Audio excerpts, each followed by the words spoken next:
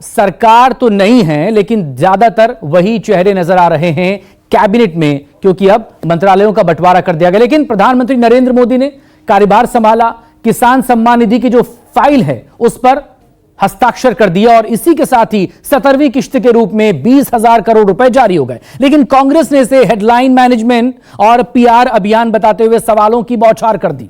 इधर PMO staff को संबोधित करते हुए पीएम मोदी ने कहा कि अब देश को नई ऊंचाइयों पर पहुंचाना है। लेकिन कांग्रेस ने दावा किया कि बीजेपी ने अपने सहयोगियों को सरकार में सम्मान नहीं दिया है, लिहाजा जल्द ही सरकार और ये एनडीए का कुनबा बिखर जाएगा। नरेंद्र दामोदर दास मोदी ईश्वर की शपथ लेता हूं कि राजनाथ सिंह, अनिल चंद्र शाह, मैं जगत प्रकाश नड्डा, मैं शिवराज सिंह चौहान। जोरदार तरीके से अभिवादन हो रहा है। शाम को लगातार तीसरी बार पीएम पद की शपथ ली। मोदी ईश्वर की शपथ लेता हूं कि, और सुबह होते ही संभाल लिया कार्यभार। पीएम मोदी ने सबसे पहले किसान सम्मान निधि की फाइल पर हस्ताक्षर किया और 9 करोड़ 30 लाख किसानों के खाते में 20,000 करोड़ रुपए पहुंचा दिया। आज प्रधानमंत्री काम भी शुरुआत किया है। पहली सिग्नेचर किसानों को समर्पित करते हुए किसान सम्मान निधि जी का पैसे किसानों को अकाउंट में डालने का 20,000 करोड़ का वितरण करने का फाइल भी सिग्नेचर किया है। किसानों को, गरीबों को, महिलाओं को, युवाओं को समर्पित सरकार है हमारा। अभी जो आने वाले इस 5 साल में नरेंद्र मोदी जी के नेतृत्व में जो हमारा एक संकल्प पत्र घोषणा किया है भारतीय जनता पार्टी एनडीए, इस संकल्प पत्र के आधार पर हमारा सरकार चलेगा। जो जनता को जो विश्वास दिया है चुनाव से पहले, जो हमारा एजेंडा था, वो एजेंडा 100% हम मोदी जी के नेतृत्व में पूरा करेंगे। किसान सम्मान निधि के 17वीं किश्त जारी होने को बीजेपी ने बड़ी उपलब्धि बताकर अपनी पीठ थपथपाई, लेकिन कांग्रेस ने इसे हेडलाइन मैनेजमेंट और पीआर अभियान बताकर सत्ता के खिलाफ मोर्चा खोल दिया। सोशल मीडिया प्लेटफॉर्म एक्स पर कांग्रेस महासचिव जयराम रमेश ने लिखा, 1/3 प्रधानमंत्री का हेडलाइन मैनेजमेंट और पीआर अभियान तीसरे कार्यकाल के पहले दिन से फिर शुरू हो गया। इस बात को लेकर ढिंडोरा पीटा जा रहा है कि उन्होंने पदभार ग्रहण करने के बाद पहली फाइल पर हस्ताक्षर पीएम किसान निधि की 17वीं किश्त प्रदान करने के लिए की है। लेकिन आप जरा क्रोनोलॉजी समझिए। पीएम किसान निधि की 16वीं किश्त जनवरी 2024 में मिलने वाली थी, लेकिन प्रधानमंत्री को चूंकि चुनावी लाभ लेना था, इसलिए इसमें 1 महीने की देरी हुई। पीएम किसान निधि की 17वीं किश्त अप्रैल-मई 2024 में मिलने वाली थी, लेकिन आदर्श आचार संहिता लागू होने के कारण इसमें देरी हुई। ऐसे में 1/3 प्रधानमंत्री ने इस फाइल पर हस्ताक्षर करके किसी पर बहुत बड़ा उपकार नहीं किया है। ये उनकी सरकार की अपनी ही नीति के मुताबिक किसानों के वैध अधिकार है। उन्होंने सामान्य और नियमित रूप से होने वाले प्रशासनिक निर्णयों को लोगों को दिए जाने वाले बड़े उपहार के रूप में प्रचारित करने की आदत बना ली। जाहिर है वो अब भी खुद को जैविक नहीं बल्कि दैवीय शक्ति मानते हैं। यदि वो वास्तव में किसानों के कल्याण को लेकर चिंतित होते हैं तो वो ये 5 चीजें करते हैं। सही दाम, एमएसपी की कानूनी गारंटी, स्वामीनाथन फॉर्मूले वाली कर्ज मुक्ति, कर्ज माफी प्लान प्रभावी ढंग से लागू करने के लिए परमानेंट आयोग, बीमा भुगतान का सीधा ट्रांसफर, फसल नुकसान पर 30 दिन के अंदर सीधे खाते में पैसा ट्रांसफर, उचित आयात निर्यात नीति, किसानों की सलाह से नई इंपोर्ट एक्सपोर्ट पॉलिसी, जीएसटी मुक्त खेती, किसानी के लिए जरूरी हर चीज से जीएसटी हटाना। प्रधानमंत्री कार्यालय के स्टाफ को संबोधित करते हुए पीएम मोदी ने उन्हें चुनावी जीत का श्रेय दिया, तो लगे हाथ ये भी कह दिया कि देश को अब वहां पहुंचाना है जहां अब तक कोई नहीं पहुंचा है। कि 140 करोड़ देशवासियों ने आपके पुरुषार्थ को मोहर लगाई है। ये चुनाव मोदी के भाषणों को मोहर नहीं है, ये चुनाव आपके 10 साल के हर सरकारी कर्मचारियों के पुरुषार्थ को मोहर लगी हुई है। इसलिए इस विजय के बड़े हकदार अगर कोई है तो आप लोग हैं। इस विजय के सच्चे हकदार कोई है तो भारत सरकार के हर कर्मचारी भी हैं कि जिन्होंने एक विजन के लिए अपने आप को खपा देने में कोई कमी नहीं रखी और देश में पहले से बहुत तेज गति से काम हुए जिसका परिणाम भी नजर आ रहा है। लेकिन मैं एक नई ऊर्जा के साथ, नए हौसले के साथ आगे बढ़ना चाहता हूं। मैं विराम करने के लिए पैदा नहीं हुआ हूं। पीएमओ कर्मचारियों और अधिकारियों को संबोधित करते हुए पीएम मोदी ने विपक्षी पार्टियों और नेताओं का नाम लिए बिना विरोधियों पर तंज कसा। लेकिन इंडिया गठबंधन ने दावा किया कि तीसरी कसम जितनी आसान थी उसे निभाना बहुत मुश्किल होगा। सहयोगियों को साधने में सत्ता के पसीने छूट जाएंगे। वक्त से पहले एनडीए का कुनबा बिखर जाएगा। लेकिन आखिर एक कैबिनेट बना है। अब कैबिनेट कितने दिन चलेगा वो देखना पड़ेगा। जो हालात है, जो जानकारी सामने आ रही है, उसे तो लगता है पूरा मामला डामाडोल है। नरेंद्र मोदी जी को तीसरी कसम लेनी थी, एक रिकॉर्ड, एक विक्रम प्रस्थापित करना था, वो कर लिया। देश को भरोसा है। साथियों, 10 साल में बहुत सारे लोग आप में से होंगे जो 10 साल से मुझे जेल रहे हैं। कुछ लोग हैं जो शायद अब जेलना शुरू करेंगे। कुछ लोग होंगे साहब बहुत हो गए, अब कहीं और जाए तो अच्छा होगा। जो जाना चाहते हैं उनको मेरी तरफ से शुभकामनाएं हैं। आपने इतना किया इसलिए धन्यवाद है।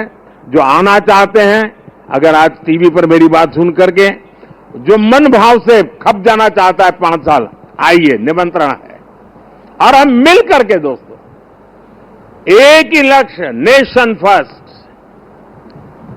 एक ही इरादा, 2047 विकसित भारत। और मैंने पब्लिकली कहा है, मेरा पल पल देश के नाम है। ये तो हम तो शुरू से कह रहे हैं, तमाम बैसाखियां हैं, अब बैसाखियां बवाल मचाएंगी। आपने कल सुना अजीत पवार जी को, आपने कल सुना प्रफुल्ल पटेल को, आप सुन रहे हैं अभी श्री गोपी को। अभी तो देखिए आगे आगे क्या होता है। जो खींचतान है वो तो अभी मंत्रालयों को लेकर, पोर्टफोलियो को लेकर, कैबिनेट या एमओएस को लेकर अभी देखिएगा क्या क्या होता है। जो व्यक्ति अपनी मनमर्जी से, जो व्यक्ति तुगलकी फरमानों से, जो तानाशाही से, जो मन में आया माय वे और द हाईवे की सरकार चलाता था, अब उसको सबक सिखाएंगे इनके घटक दल। सुप्रिया श्रीनेत का तंज प्रफुल्ल पटेल और अजित पवार की नाराजगी को लेकर था, क्योंकि प्रफुल्ल पटेल ने यह कहते हुए राज्य मंत्री पद लेने से इनकार कर दिया था कि वो अतीत में कैबिनेट मंत्री रह चुके हैं। लेकिन अगली सुबह सीएम एकनाथ शिंदे की शिवसेना से भी ऐसे ही स्वर फूटे। शिंदे गुट के प्रताप जाधव के स्वतंत्र प्रभार वाले राज्य मंत्री के तौर पर शपथ के बाद पार्टी की नाराजगी खुलकर सामने आ गई। शिवसेना शिंदे गुट के सांसद और पार्टी के चीफ व्हीप श्रीरंग बारने ने सवाल दागा कि 7 सीट जीतने के बाद भी उनकी पार्टी को कैबिनेट मंत्री का पद क्यों नहीं मिला।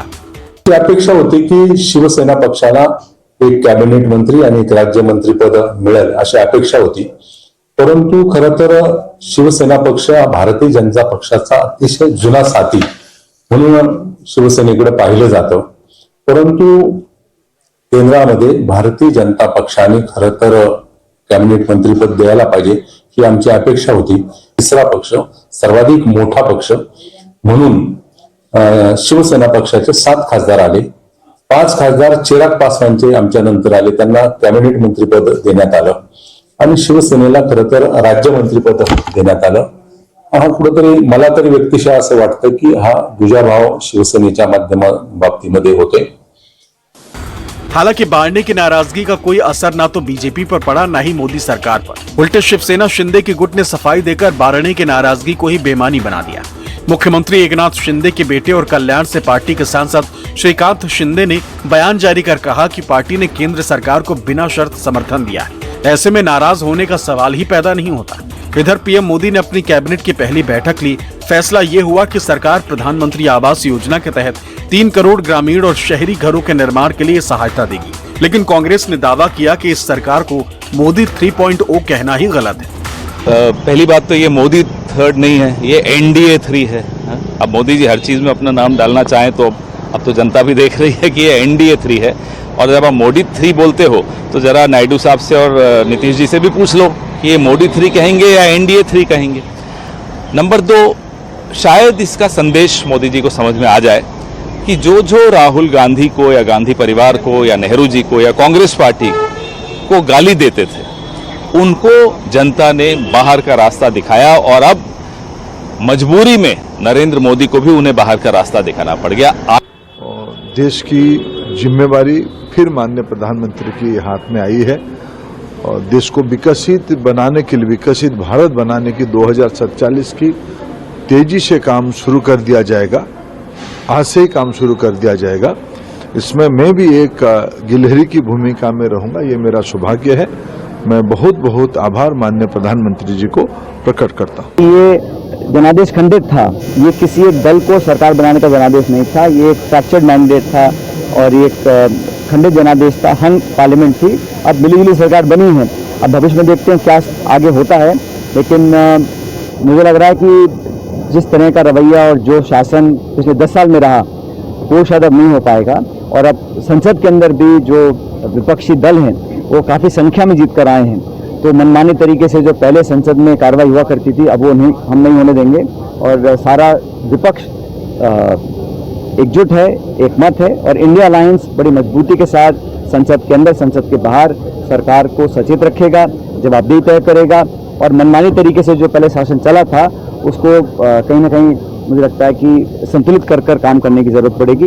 ये कोalition सरकार है, भविष्य में क्या होगा मैं नहीं कह सकता हूँ, लेकिन शुरुआती संकेत तो ऐसे हैं कि तेवर ढीले पड़े हैं। सत्ताधारी बीजेपी के नेताओं ने दावा किया कि जनता ने पीएम मोदी के काम को बेहतर मानकर बहुमत दिया है, लिहाजा तीसरा कार्यकाल ऐतिहासिक होगा और भारत दुनिया का श्रेष्ठ देश बनेगा। लेकिन कांग्रेस ने सवाल दागा कि जब बीजेपी बहुमत से पीछे रह गई तो फिर इसे पीएम मोदी की जीत कैसे कहेंगे। जनता ने संविधान बचाने के लिए कांग्रेस को ताकत दी है और इंडिया गठबंधन का सबसे बड़ा लक्ष्य लोकतंत्र और संविधान की हिफाजत है। हमारा जो संकल्प है लोकतंत्र को बचाना, संविधान को बचाना, वो सिर्फ लोकसभा चुनाव के परिणाम तक सीमित नहीं है। ये हमारा एक जीवन का एक संकल्प है और सदन जो आने वाले समय में सबसे ज्यादा महत्वपूर्ण स्थान है जहां पर ये हम अपना कर्तव्य निभा सकते हैं। सदन की गरिमा हम और नई ऊंचाई तक ले जाएं, यही हमारा कोशिश रहेगा। ये बहुत ऐतिहासिक है और माननीय प्रधानमंत्री मोदी जी के तीसरे काल खंड में देश तेजी से आगे बढ़ेगा। देश के ऐतिहासिक जो फैसले हैं वो और तेज होंगे। भारत दुनिया का श्रेष्ठ भारत बनेगा, भारत दुनिया का सिरमौर भारत बनेगा और एक कर्मयोगी के रूप में जो 10 वर्षों का कालखंड आदरणीय प्रधानमंत्री मोदी जी का रहा है उसको पूरे देश ने देखा है। देश उसी गति से आगे बढ़ेगा। माननीय प्रधानमंत्री जी को बहुत बहुत बधाई, उनको शुभकामनाएं, उनकी पूरी कैबिनेट को और उनके मंत्रियों को सबको बधाई। बिहार का बंटवारा इन्हीं लोगों ने किया ना, तो ना झारखंड का भाग उदय हुआ ना बिहार का भाग उदय हुआ। झारखंड अदानी और अंबानी के हाथ चले गए। दूसरी बात, अभी तो नीतीश कुमार जी को चाहिए था 3 बात करना। पहली बात करना चाहिए कि मैं मंत्रिमंडल में नहीं जाऊंगा, मुझे विशेष राज दे दीजिए, विशेष पैकेज दे दीजिए। दूसरी बात करना चाहिए कि जो मेरा 3 ड्रीम है, पहला है 69% आरक्षण जो कांग्रेस और आरजेडी और नीतीश कुमार की सरकार ने प्रपोजल ला करके उसको लागू किया, और दूसरा है जाति जनगणना, और तीसरा है अग्निवीर। तो ये तीनों नीतीश कुमार जी कांग्रेस के ड्रीम प्रोजेक्ट थे। इससे पहले केंद्रीय मंत्रिमंडल में हिस्सेदारी नहीं मिलने पर बीजेपी के सहयोगी आजसू ने भी नाराजगी का इजहार किया। आजसू को उम्मीद थी कि गिरिडीह से दूसरी बार जीते चंद्र प्रकाश चौधरी को मंत्रिमंडल में जगह मिलेगी, लेकिन ऐसा हुआ नहीं। नाराजगी की खबर केरल से मंत्री बने सुरेश गोपी को लेकर भी आई, लेकिन गोपी ने खुद ही पद छोड़ने वाली खबरों को निराधार बता दिया। Bureau report, news 24।